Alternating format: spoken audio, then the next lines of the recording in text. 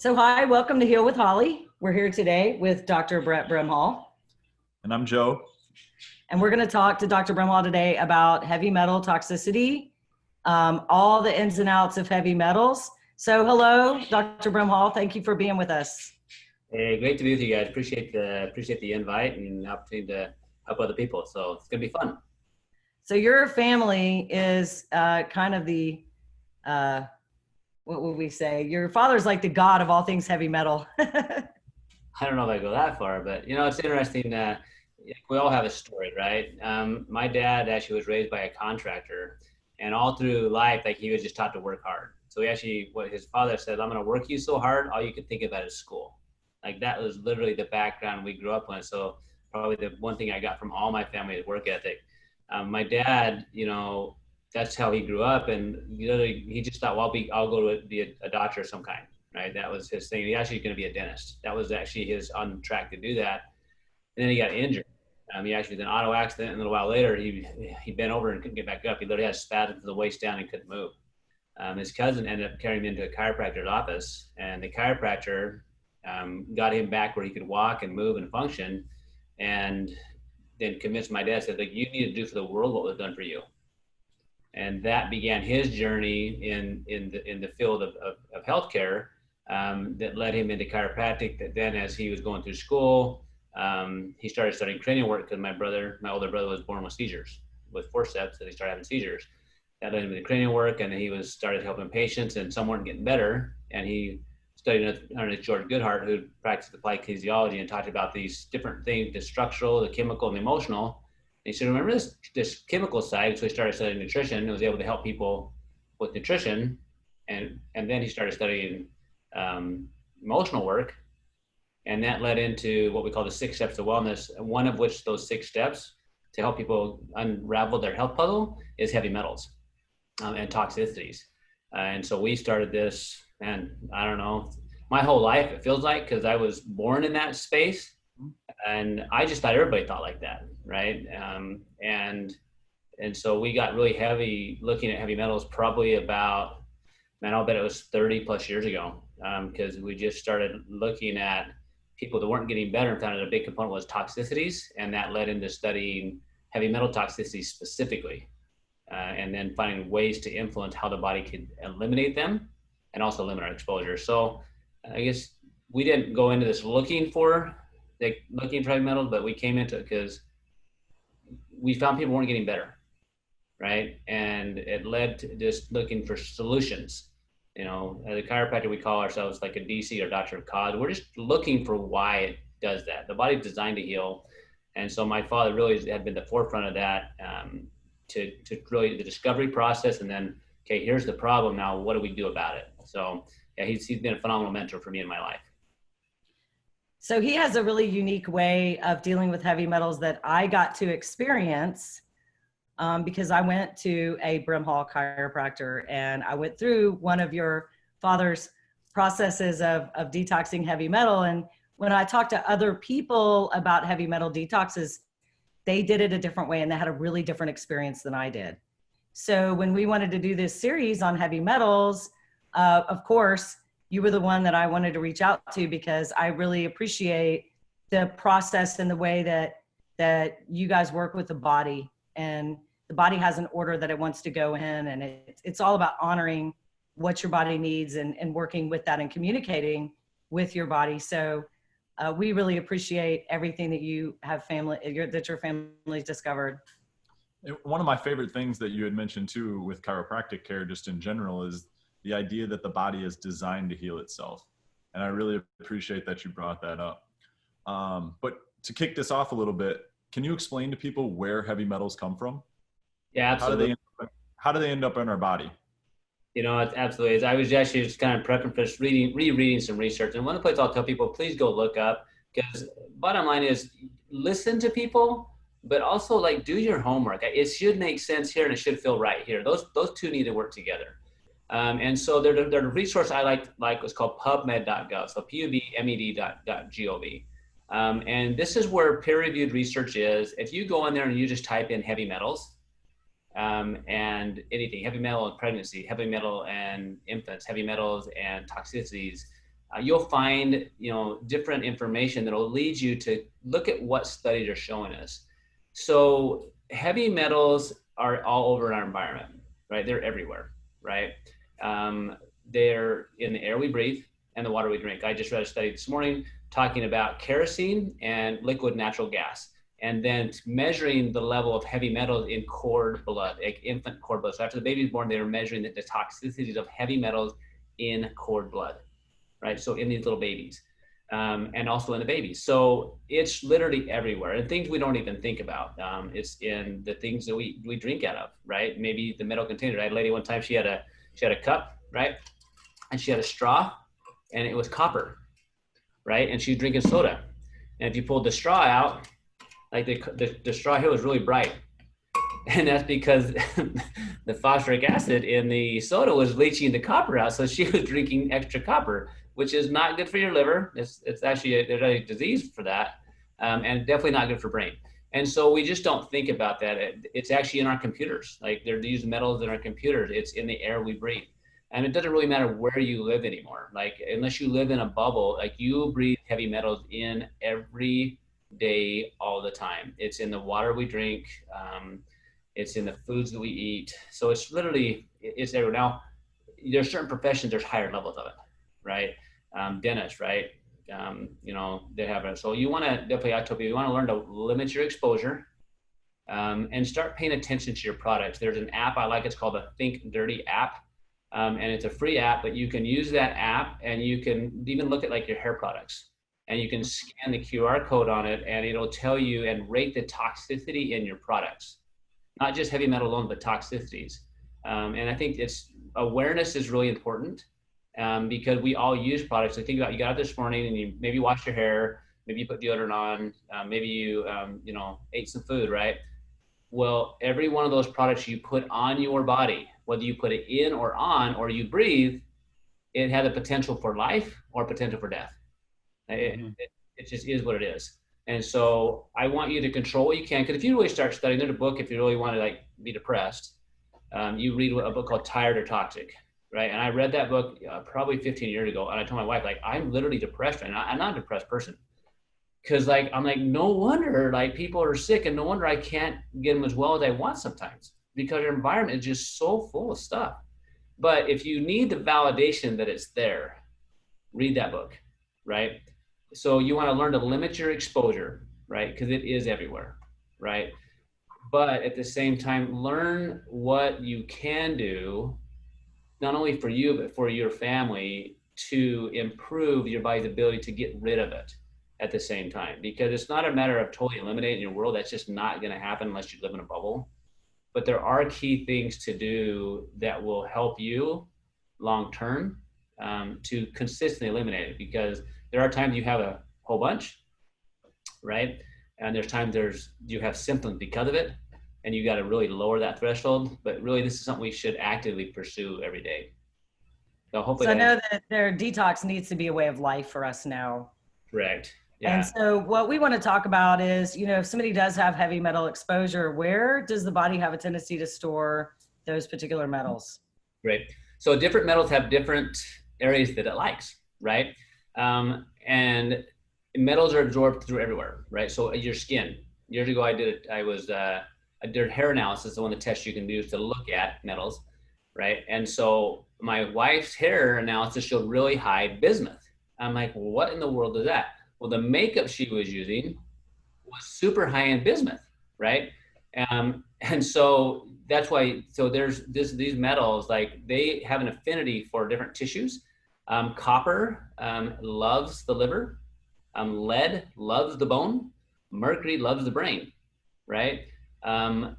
Things that aren't necessarily considered heavy metals, but are environmental pollutants, like chlorine and fluorine and bromine, those little bad boys love the thyroid gland, right? So you've heard of like, radioactive, right? So they give radioactive iodine to kill a thyroid, right? But radioactive uranium loves the thyroid too.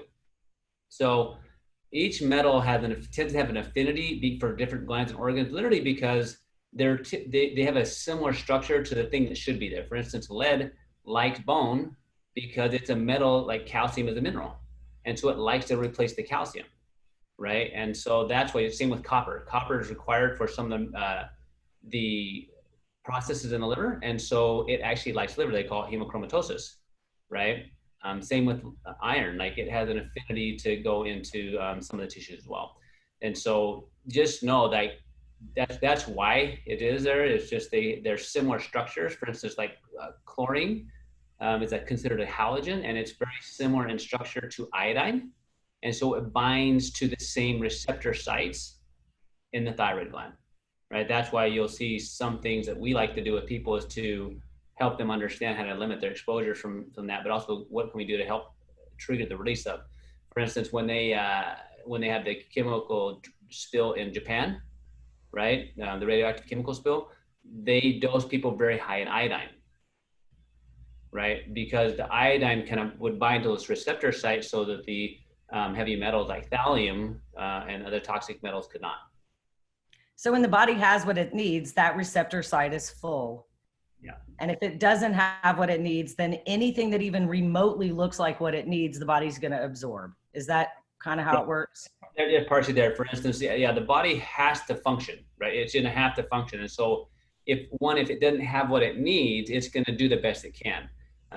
The analogy I like to give is like if you have an alphabet, like your ABCs, right? You have all those, and that's how we spell our languages that give us a word. So if I say, hey, here's the alphabet, spell the word cat, you'd spell C-A-T. In your mind, it looks like a cat. You see a tail, you see the head, right? You see the size. But if I say, hey, you no longer have a C, and now spell cat, you might do K-A-T. Well, in my mind, that's a Kit Kat at the candy bar, right? Very different in visual. So the body will do the same thing. And if it doesn't have what it needs, it will make do with what it has. And that's why it's called rob Peter to pay Paul.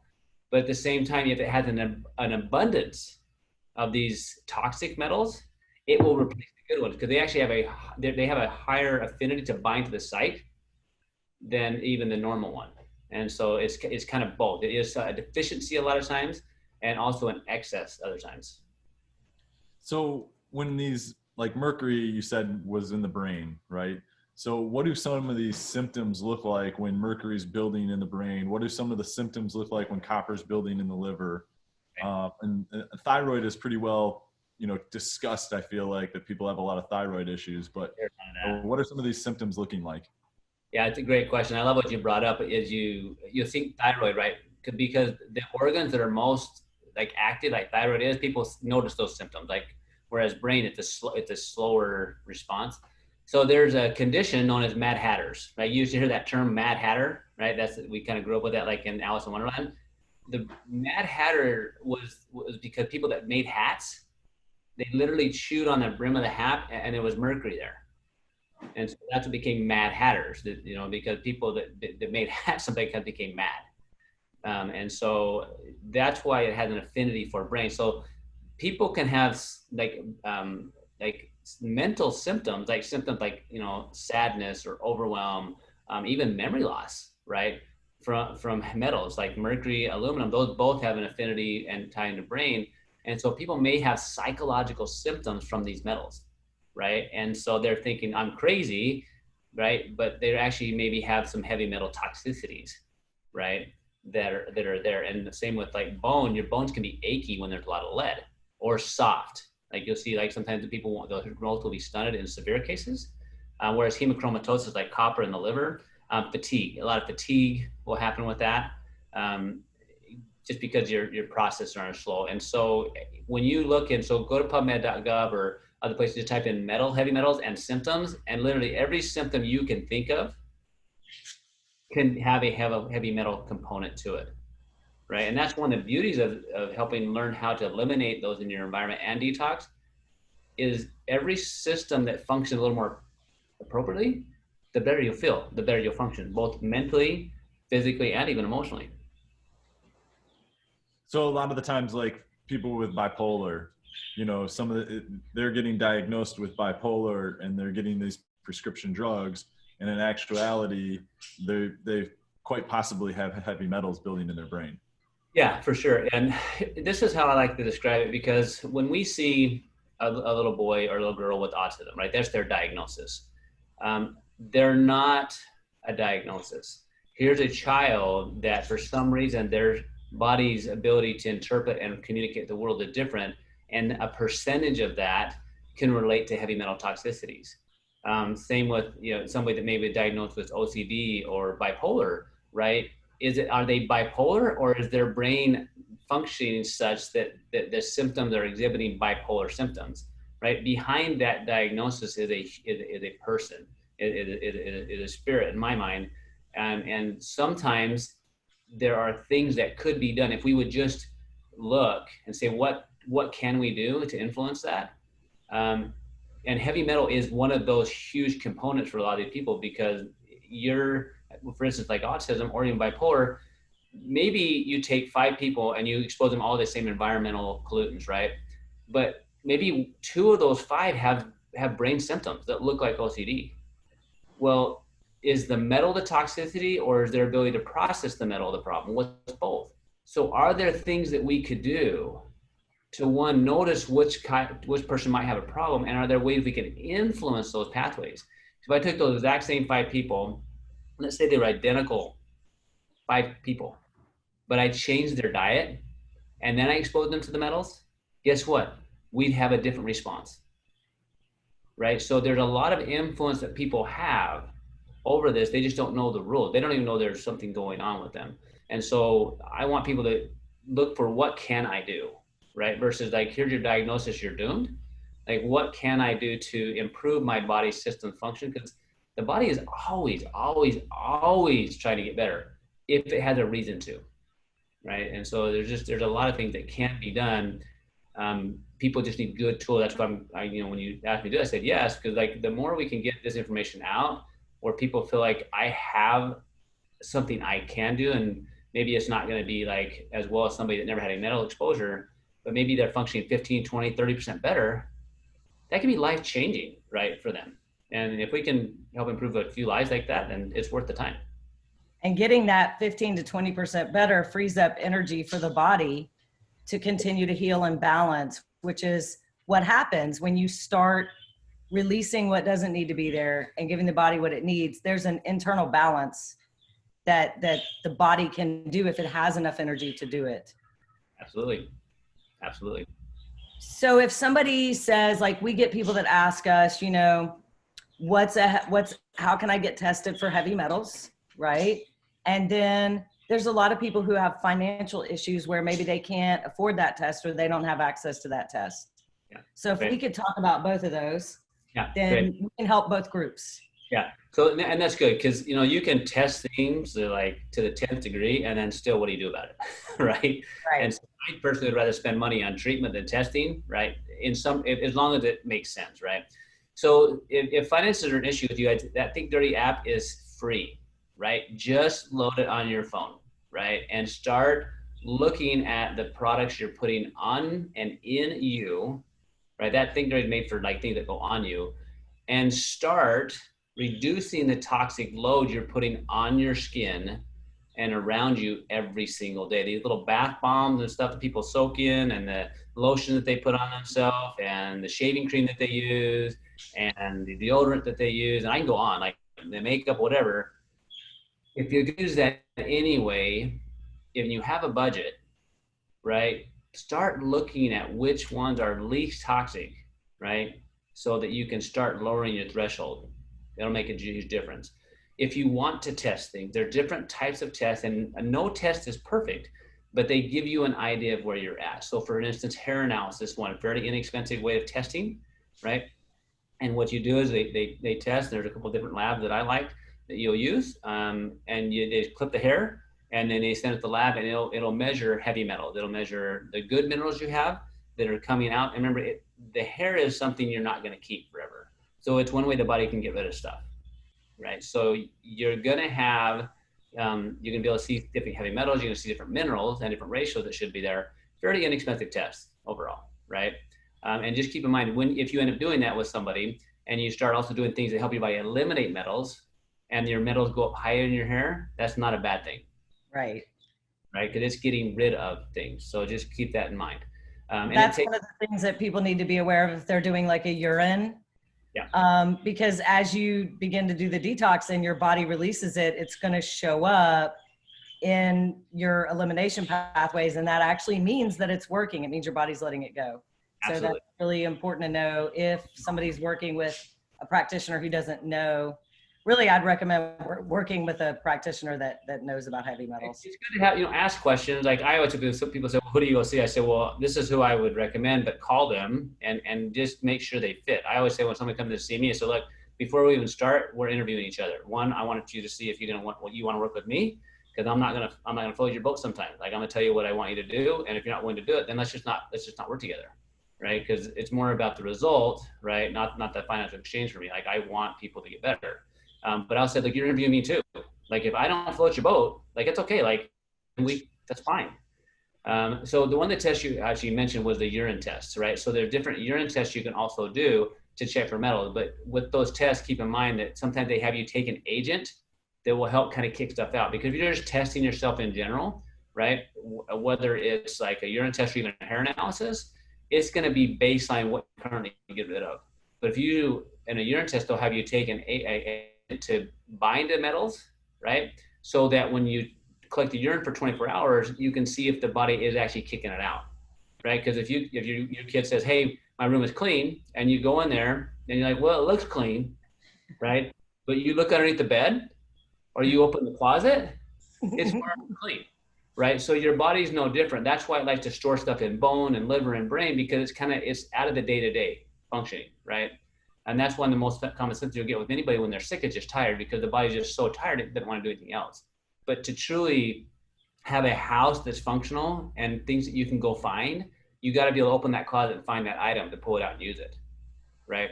And so when you take an agent to pull it out, it's going to be higher. And when you do those urine challenge tests, which are a good test, there's some good sources out that they test them, you got to know that the agent you take is specific to the metal. And typically what you do in those tests, you'll see a lot of high lead show up and maybe mercury first. It doesn't mean you don't have other metals. It just means that agent is specific to that. So just keep that in mind. So hair analysis is good. Urine testing is good. Those are two of the most common ways to do it. You can do genetic testing, which allows you to look at maybe what propensities you might have in some of the systems in your body to get rid of metals, right? So if you have certain genetic pathways that maybe they have different alterations, then you might not be as good of a detoxifier as somebody else. You just have to know that, and then you use nutrients and different therapies to influence that. So those are ways you test. Hair is common. Blood you can also do. It's not super common. Urine is a really common one also that you can do. Awesome. Well, we really appreciate your time today, and hopefully everyone understands we just kind of covered the what, the where, and the why. And we're going to come back and we're going to do another interview with Dr. Brimhall here about the basics of heavy metal. So look for that interview next. If you're watching this, like, subscribe, share. Let's get the word out and really help people heal.